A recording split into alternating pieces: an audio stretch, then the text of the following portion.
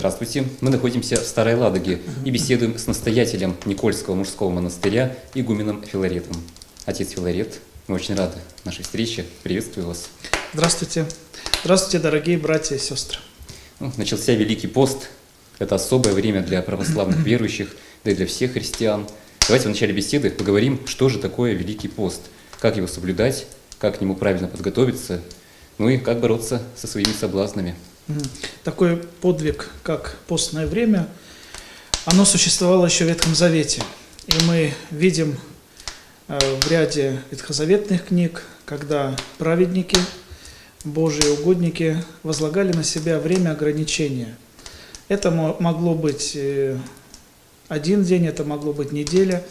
И в Ветхом Завете, так же как в ряде восточных религий, пост всегда соотносился не вкушение ничего до захода солнца. А в христианском понимании пост имеет совершенно иное предназначение. Но прежде хочу сказать, что это, конечно, еще в древней христианской церкви пост уже существовал в той или иной мере. Различная была длительность постного времени. Но что касается духовного содержания этого времени, то, конечно же, пост не сводится лишь к тому, чтобы поменять свой рацион. Конечно же, постное время – это время преодоления в себе определенных наклонностей. Мы, христиане, боремся с грехами, мы боремся с нашими недостатками, которые портят и нашу жизнь, и жизнь наших близких. Поэтому все, что не происходит сейчас во время Великого Поста, если мы придем на богослужение, если мы будем просто читать постную какую-то литературу о посте, то мы увидим, что везде и постоянно будет упоминание о том, что человек, ты должен поменяться, человек, пока есть у тебя возможность, ты должен изменить себя в лучшую сторону. И, конечно же, постное время – это, как мы всегда говорим, время добрых дел, когда мы можем примириться с нашими близкими, когда мы можем простить, понять. Ну и, конечно же, путь совершенствования, он не может быть без того, что человек себя в чем-то должен ограничить. Но ведь случайно пост начинается как раз после прощенного воскресения. Дорогие отцы, братья и сестры, вступая сегодня на путь поста, давайте выйдем из него немножечко другими. Пускай, может быть, мы не откажемся от того сразу, к чему привыкли в этой жизни, но хотя бы от чего-то. Научимся быть терпеливыми, понимающими, уступающими друг другу. Научимся быть мужественными и храбрыми, когда это необходимо будет. Научимся с вами быть такими, какими, как я всегда говорю, хочет нас видеть Христос. И, конечно, сегодня мы просим друг у друга прощения. Поэтому сегодняшний вечер, чтобы вошли мы в Великий пост, я бы очень хотел попросить вас простить меня грешным, помолиться. Вот самое главное, чтобы мы друг друга прощали и молились. Поэтому, конечно же, не все сводится к пище, не все сводится к ограничению мясной и молочной продукции, а, конечно же, к духовной работе над собой. Вот это самое важное. Но если все-таки мы заговорили о пище, то есть такие категории людей, которым необходимо полноценное питание. Ну, например, тем, у кого проблемы со здоровьем, или, скажем, беременным женщинам. Вот как им себя вести во время поста? Пост для здоровых. Это самое первое и важное правило, которое мы с вами должны помнить. Существует ограничение. Допустим, человек лежит в больнице. Он должен вкушать все то, что ему дают. Допустим, человек страдает какими-то заболеваниями хроническими, которые требуют употребления определенной пищи, определенного вида еды. И мы говорим о военных, которые тоже являются, не заложниками системы, а работают в определенных условиях. Школьники, студенты. То есть есть определенные категории, для которых есть возможность иметь некое послабление. Но если люди верующие, если они христиане, посещают храм, то, конечно же, перед Великим постом хорошо прийти к священнику и спросить благословения на послабление в пост. Или человеку разрешат вкушать молочную пищу, или он будет кушать всю неделю там рыбную продукцию какую-то, да. То есть, но еще раз хочу сказать, это внешняя сторона. Самое важное, чтобы мы понимали, что пост – это ограничение, и в других моментах, может быть, лишний раз и в соцсети не надо смотреть, и телевизор где-то не посмотреть, да, а где-то, наоборот, лишний раз открыть какую-то духовную литературу и почитать. Вот это самое важное. Когда это все идет как бы вместе, тогда действительно человеку будет большой плюс. И вот мы с вами говорили перед тем, как сегодня встретиться с нашими зрителями, что сегодня же время, период, когда многие переболевшие коронавирусом нуждаются в поддержке. Поэтому здесь тоже можно сказать, что для таких людей, перенесших эту болезнь, тоже есть определенное послабление. Нужно обратиться к священнику, взять благословение и, конечно, потреблять то, что вам разрешено. А свадьбы играть можно в это время? Вообще, конечно же, нет. Постное время – это не время для вот таких вот важных событий в жизни человека, потому что для этого есть свои периоды, свое время. Вот многим, наверное, будет интересно, а как вы сами поститесь? Вот поделитесь, какой у вас минимум? Ну, я хочу сказать, что мы совершаем постное, так сказать, поприще согласно уставу. У нас мы вкушаем пищу первую неделю, конечно, строго, как говорится в книгах, сухоедение. То есть мы воздерживаемся даже от вкушения, допустим, каких-то супов. В основном, вот у нас сегодня в монастыре пекли картошку с капустой, с помидорами, с огурцами, и пару дней мы вкушаем так. Но уже супы можно будет, допустим, со среды первой недели, потому что совершается божественная литургия, и нам нужно разнообразить немного свой рацион. А в основном среди недели, конечно, вкушение с растительным маслом еды, это и салаты, это и каши, постная пища огромное количество. Отец Филарет, благодаря телеканалу «Союз» нас смотрят люди практически по всей стране. И, конечно, увидев красоты Старой Ладоги, откуда мы сейчас с вами беседуем, наверняка многие захотят здесь побывать. Мы уже говорили о том, что Никольский монастырь развивает программу для паломников, это тур выходного дня. Скажите, какая сейчас работа идет в этом направлении? Вы уже знаете, что прежде чем начать здесь свое служение, я открыл паломническую службу. Это очень важно. Почему? Потому что есть отдельные люди, которые занимаются развитием этого направления. К сожалению, мы находимся в таком месте, где рассчитывать на прихожан, можно сказать, местных не приходится. Во-первых, Старая Ладога, она совершенно небольшая, здесь живет небольшое количество людей, и плюс количество храмов, да, и женский монастырь, и храм на Малышевой горе, здесь, то есть это тоже как бы некое распаление, может быть, прихожан. Кто-то ходит в один храм, кто-то в другой и прочее. Поэтому для нас, конечно, очень важно, так как это старинное место, старинный монастырь, развивать, конечно же, сотрудничество с паломническими службами различных монастырей и, конечно, с туристическими фирмами, которые также являются нашими друзьями, потому что мы им предоставляем возможность привести сюда туристов, мы проводим экскурсии, мы проводим некоторые встречи, и если вот Бог даст, и все у нас получится, то в мае у нас откроется выставочный зал, и это будет некий плюс для туристов и паломников, которые смогут заходить на экспозиции различных картин, фотовыставок и прочее.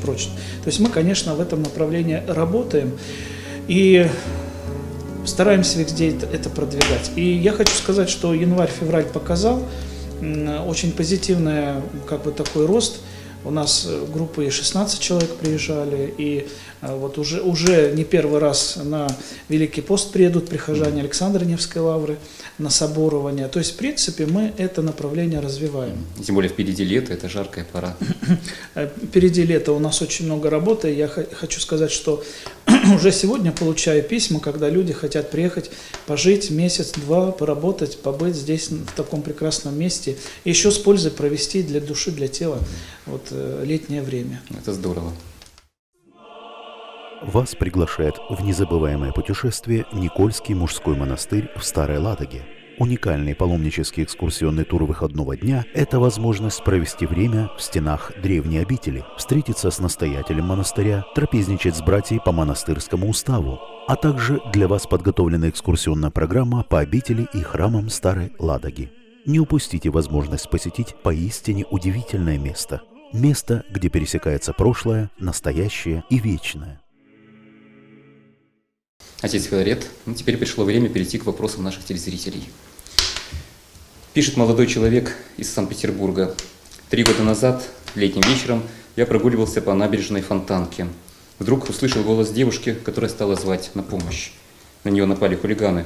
Не раздумываясь, я заступился за девушку. На моем месте так поступил бы любой мужчина. Однако суд признал виновным меня. Я был осужден за драку и отбывал наказание в колонии около года. После того, как я освободился, от меня отвернулись друзья и знакомые. Из-за судимости меня не берут на работу. Неужели это пятно останется со мной на всю жизнь? Как дальше с этим жить? Вот я хочу сказать, что этот вопрос достаточно болезненный, потому что эта тема сейчас актуальна. Дело в том, что из-за несовершенства нашего законодательства среди осужденных немало невиновных людей. То есть кого-то обвиняют по ошибке, кого-то по ложному доносу. В результате рушатся семьи, ломаются судьбы людей. Все это очень печально. Так вот, возвращаясь к нашему вопросу, надо сказать, что эта тема, эта проблема существует. Ну, вы сами ответили частично на этот вопрос. Конечно, несовершенство нашей системы, о которой говорят практически все. Это первое. Второе, вы знаете, мы все-таки на любую жизненную ситуацию смотрим происходящую со мной или с другим человеком немножечко иначе. Почему?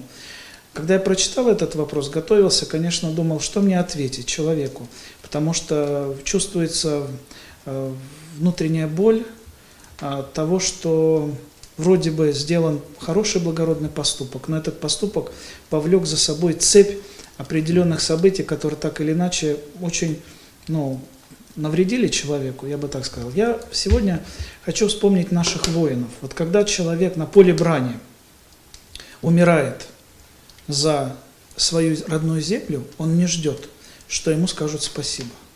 А он отдает свою жизнь, проливает кровь за близких и любимых ему людей. Это первое. И в Священном Писании мы говорим, что такой вид любви, кто нет больше любви, кто душу свою отдаст за друзей своих. Эти воины, которые отдают свою жизнь за свою землю, за родных, за родной дом, за любимых, они не думают потом, как их будут почитать, или как им будут отдавать почести. Они выполняют свой долг. Вот так же и здесь. Когда пришло в вашей жизни вот такое событие, вы герой, потому что вы поступили по долгу совести, и как это необходимо поступить любому мужчине, заступиться за того человека, которого обижают. И здесь, вы знаете, не надо ждать благодарности, потому что зачастую бывает так: не делай добра, не получишь зла. Это вот такая мирская мудрость, которая не соответствует христианскому пониманию вообще жизни. Когда мы делаем что-то, мы не ждем благодарности. Мы не ждем, что нас будут величать и все прочее. Что касается того, что так произошло, вы прошли уже этот путь. Вот я хочу сказать этому человеку, что вы прошли этот путь достойно.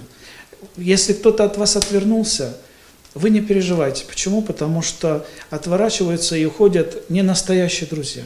Настоящих друзей много не бывает, и настоящий друг останется всегда. В любой ситуации. В любой ситуации, да. Это предпоследнее. А последнее с пятном, да, все пройдет, и это тоже пройдет. И я думаю, вы увидите свет, так сказать, в конце тоннеля своей жизни. И жизнь со временем, она же все равно как-то скрашивает все, и появятся близкие люди, дорогие, любимые, и найдется работа, потому что в нашей жизни есть люди, которые приходят из мест заключения и начинают новый период своей жизни, закрывают все, что было до этого. Не надо жить в прошлом. Но то, что, конечно, еще раз хочу сказать, то, что человек поступил как герой, вот в этом плане хотел сказать ему спасибо. А все, что остальное, надо это пережить. Да, и пережить как испытание. Потому что даже святые отцы говорят, если ты сделал что-то хорошее, жди, что обязательно будет какое-то искушение. Вот в этой жизненной ситуации искушение, к сожалению, получилось вот так, трагически, можно сказать, не очень приятно. Следующий вопрос к нам пришел из Донецка. Пишет Борис. Скажите, батюшка, могут ли быть полезными монастырю участники боевых действий на Донбассе, не нашедших себя в обществе вследствие душевной раны? Можно ли социализировать этих людей? Когда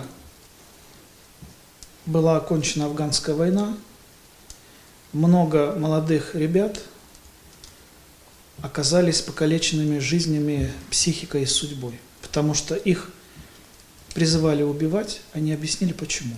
Но это, по крайней мере, во многих программах говорится. И действительно, по долгу своей службы я встречался с ребятами, с афганцами. И действительно, это люди, у которых много вопросов осталось.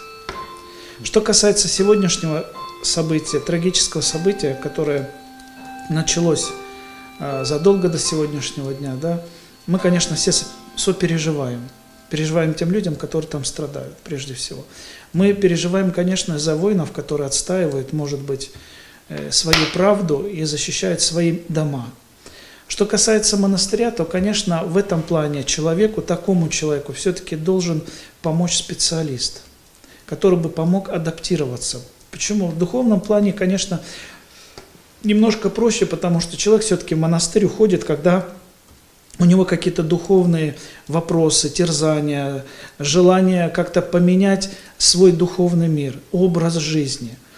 Конечно, он приходит в монастырь, конечно, он трудится и все прочее. Если такой человек приедет в монастырь потрудиться, побыть, пожить, почему бы нет, почему бы не попробовать? Но ждать от того, что что-то забудется и человек станет, может быть, другим, сразу же, я думаю, что нельзя об этом даже и говорить. Поэтому, конечно, сопереживаю, сочувствую. Если есть возможность, надо просто начать пока ходить в храм.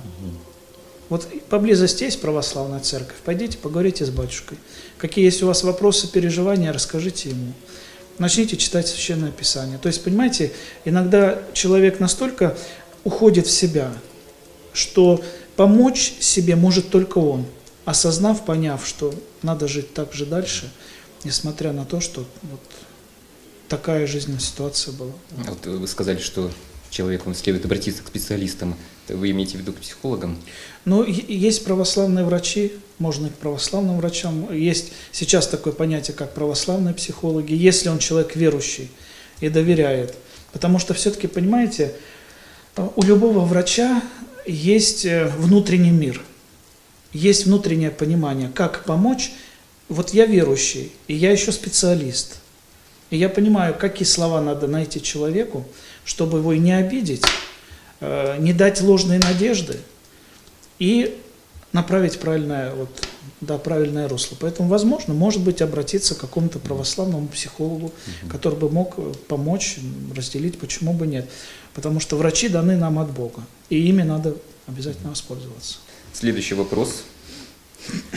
Пишет Наталья из Волхова. Наша семья глубоко верующие люди. Мы регулярно ходим в церковь, посещаем службы. Наболевшая тема для нас – это коронавирус. Мы, верующие, пережили непростое время, связанное с ограничениями. Дорогой отец Филарет, скажите, в этой ситуации, когда мы были вынуждены отказаться от посещения храмов из-за коронавируса, мы повели себя по-христиански? Вы знаете, когда приходит в дом беда, меняются правила жизни. Вот в наш дом по имени Россия, да не только в наш дом, а во все государства мира пришла беда под названием, которого вы уже упомянули. Такого не было еще никогда. Почему?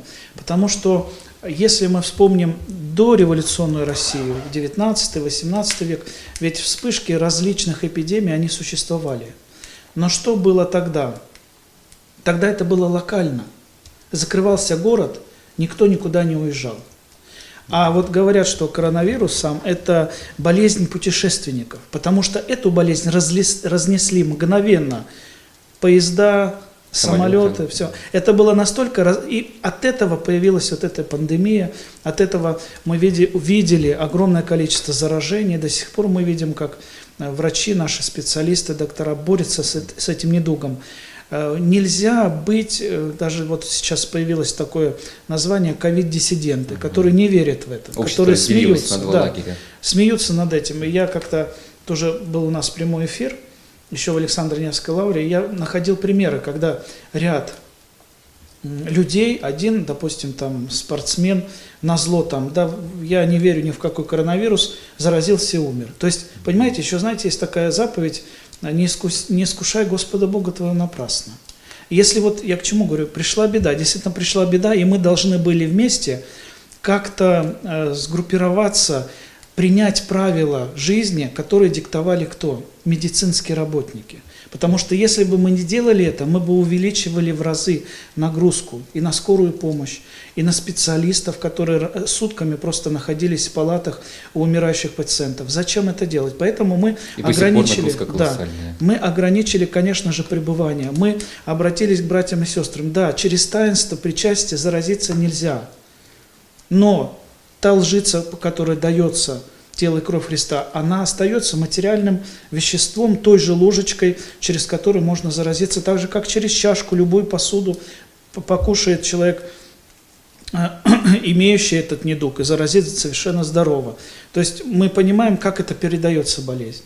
Здесь ничего такого страшного в этом нет. Поэтому еще раз хочу сказать, православная церковь по призыву священноначалия, батюшек, священников, епископов обратилась к верующим, конечно же, беречь себя, одевать маски, держать дистанцию. Поэтому мы всегда говорим: берегите свою жизнь, аккуратно относитесь к своей жизни. В этом ничего такого нет. Потихоньку мы приходим в обычное русло.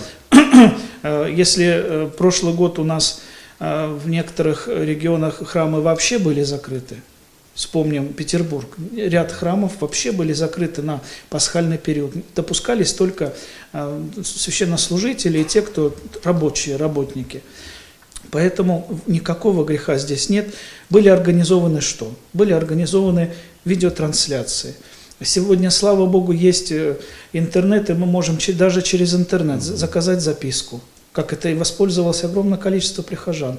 И даже можно поставить свечу сейчас через интернет, прислать пожертвования и указать в письме: пожалуйста, поставьте свечи за мое здравие там, перед такой-то иконой, или, пожалуйста, помолитесь за меня. То есть сегодня никаких проблем нет в том, чтобы человек выполнял свои вот эти религиозные запросы. Более того, вы знаете, что наши священнослужители, они же причащали людей и в красных зонах. Наши священнослужители проходили определенную стажировку. Вот. И на дому наши братья монастыря на дому посещала ковидных больных, наших прихожан, и никто не остался без внимания. Поэтому ничего страшного в этом нет. Дай Бог, чтобы быстрее все закончилось. А следующий вопрос, вот как раз продолжение темы. Пишет Елена, пенсионер. Живу в деревне. Ближайшая церковь находится далеко. По состоянию здоровья не могу до нее добраться. Скажите, можно ли молиться дома перед иконой? Да, безусловно, человек должен обращаться к Господу Богу в любом положении.